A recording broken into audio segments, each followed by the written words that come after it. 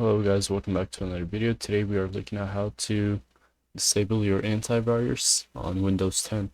So let's get right into it. So come down to bottom left or click your Windows button key or just click this.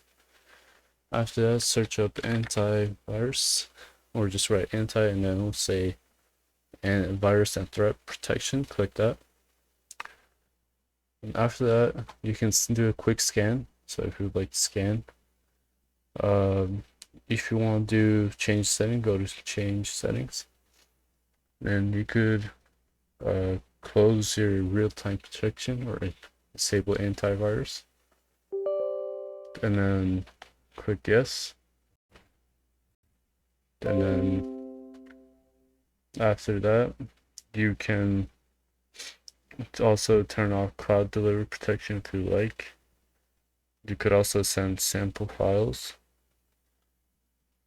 to Microsoft, and then they will scan. If you don't want that, you can close it here.